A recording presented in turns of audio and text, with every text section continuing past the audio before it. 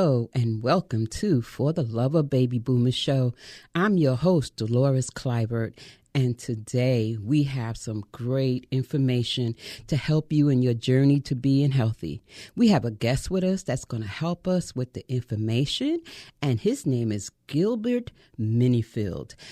Gilbert, welcome. Welcome to our podcast. Thank you. Yes. Well, Gilbert and I had met many years ago at the gym. And we talked, and Gilbert has type 2 diabetes. Gilbert, can you please talk to us about that? What was your journey like when you found out you had diabetes? The journey started back in 1995 officially. Prior to that, I had been losing weight. Was not trying to lose weight, but then I was encouraged to go and have a complete physical done. When I went to have blood work done, I got a call from the doctor's office asking me to come back, and they had the number on my chart, 324 circled on my chart. And when the doctor asked me, did I know what that number represented, I said no. And he said, that's your blood sugar. So I should have not been surprised because of the fact that both of my parents were diabetics prior to their passing. Oh, now, for those in the audience, could you explain, now 324, I know that's high, but can you explain, like, what is the norm? What should it have been? It should have been, typically, they encourage you to do what's called a fasting blood sugar reading. Right. That's before anything to eat for the day. That should be less than 100. Okay. And then, of course, after you eat, that number will increase, but it should not spike to 324. No, it should still be. It should still be close to 100 somewhere in there, right? Correct. Oh my goodness. So I want to know, how were you feeling? What was, what exactly were you going through? Well, actually, I was not feeling bad. Mm-hmm. I was just, my coworkers just kept saying that they noticed that I was losing weight. Mm-hmm. So after I was diagnosed, I found out that uncontrolled weight loss is a symptom of diabetes, type 2. Uncontrolled. So it's not like you exercising and diet. Right. You were just losing weight. Right. I was not exercising, was not dieting at the time. I was just, just my coworkers at work noticed a difference in my weight. Mm-hmm. So yeah, after I was diagnosed and started educating myself about the disease, come to find out I had one of the symptoms. Okay. Some of the others may be like frequent urination or dizziness. Certain, if you have any abnormal feelings, you should look into it. Okay. Oh, yes, I would suggest that. So then after you get this number from the doctor, what was your journey like from that point? So at that point, they prescribed an oral medication for me. And, of course, they told me about the importance of nutrition and exercise in controlling the disease. Then, like I mentioned earlier, my parents were diabetics. And going back even further, my grandmother on my father's side was a diabetic, a double amputee. So I had a long history of diabetes in my family. And then they were saying that there may be occasions where the disease may skip a generation in the family, but not in my family. Okay. So it came down from grandparents to my parents to me. So that's why I want everybody to be careful in my family. And this reminds me of something I've written in my book, is to know your family medical history. Yes, by all means. By Have all discussions. Talk about it. By all Know means. when your mother and your grandmother started their menstruation, or what so and so died of, and things like that. Yes. Communication. Yeah. Yes, very important. Yes, very important. So once I was prescribed with the medication, of course, they told me about the importance of nutrition and exercise. So I tried to change my eating habits, and but was not regularly exercising. That did not work. Okay. So then I flipped it around. I started exercising. Not the greatest of eating habits. That did not work.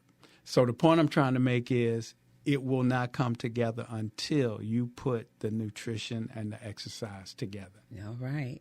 So the two together. All right. So I'm just curious, what was your eating habits when it wasn't the greatest? Any and everything. Any and everything. Fried chicken? Yes, all of it. Mac and all cheese? Of it. Yes. It sounds like things that's coming up at the end of this month. Correct. Oh, but a little bit of greens. Yeah. Enough to have a dot on the plate. Okay. But as time went on, I wound up adopting a vegan lifestyle. Okay. So, and that seemed to kind of turn things around for me. I did not plan to become a vegan, but over time, I had difficulty, my body had difficulty processing and eliminating meat. So I figured I may as well make some changes at that point. Okay. And how was it for you to make those changes? Did you really have to fight with it, or did it come easy? It did not come easy. It was a process. Mm-hmm. Of course, I had to educate myself about being a vegan, which included being diligent about reading food labels and things of that nature, and knowing what to stay away from, what is considered an animal product. For example, I would not have thought that honey was considered an animal product, but it is. It is, yeah. So yeah, it was just okay. So a learning process. I can see why people would think that. So you can't include that in your meals? No, not honey. Wow. No. So so yeah.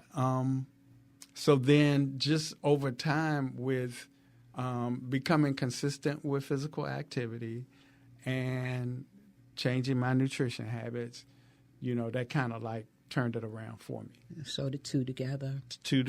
It's important to do the two together. Okay. While you were talking, I was thinking, I introduced you and I said you had type 2 diabetes. Right. Well, I know there's type 1, there's type 2, there's gestational. Yes. And we never talked about it. Can you tell us what type 2 diabetes means as far as you know, and the difference between 1 and 2? Okay. Let's start with type 1. Type 1 is generally called juvenile onset. That is when a lot of people don't realize that diabetes begins in the pancreas. Mm-hmm. Your pancreas produces insulin, which your body uses it goes into your cells, and your body uses that insulin for energy. So type 1, your pancreas does not produce insulin at all. Period. Done. Right. Okay. Which means you have to have injections. Okay. Gestational diabetes, that occurs during pregnancy. Sometimes it goes away. Sometimes it does not. Exactly. My sister, in fact, who is now deceased, she had 4 children and had gestational diabetes with every child. Mm. And then she herself was a diabetic. Developed it later. Yeah, it never went away. Okay. Type 2 is generally considered adult onset, but they have been finding recently that teenagers can come down with type 2 diabetes. Okay. And generally, with type 2 diabetes, your body does produce insulin, but the cells in your body do not use it properly. And that's where lifestyle comes in. So you have to help it. Mm-hmm. So that's where the nutrition and the exercise comes in with type 2 diabetes. Okay. So, Gilbert, that was very informative. I'd like to know, how long ago was your diagnosis? I don't recall you mentioning that. Was it like 5 years ago, 10 years ago? And before you answer that, are you a baby boomer? Yes, I am. I was born in 1953. 1953 in the house. All right. So how long ago were you diagnosed with this? 1995. I was in my mid-40s. Oh, in your mid-40s. Yes. In his mid-40s. Y'all hear that? Yeah. Okay. So, yeah. So, and like I said, I should not have been surprised with both of my parents being diabetics at that time. Yeah. And then with your paternal grandmother. Right. And your sister was gestational. Right. Oh, yes. My goodness. Yes. Yeah. But I was, when the doctor told me I was a diabetic, it was shocking to me. Anyway. Yeah. Did you think you were in good health? I thought I was. Yeah. I thought I was, but reality set in and real quick. Yeah. So come to find out I wasn't.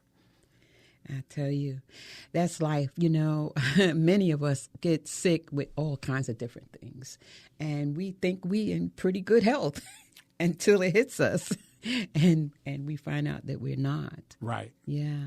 Right. Okay. So, I have another question before we leave this segment. Okay.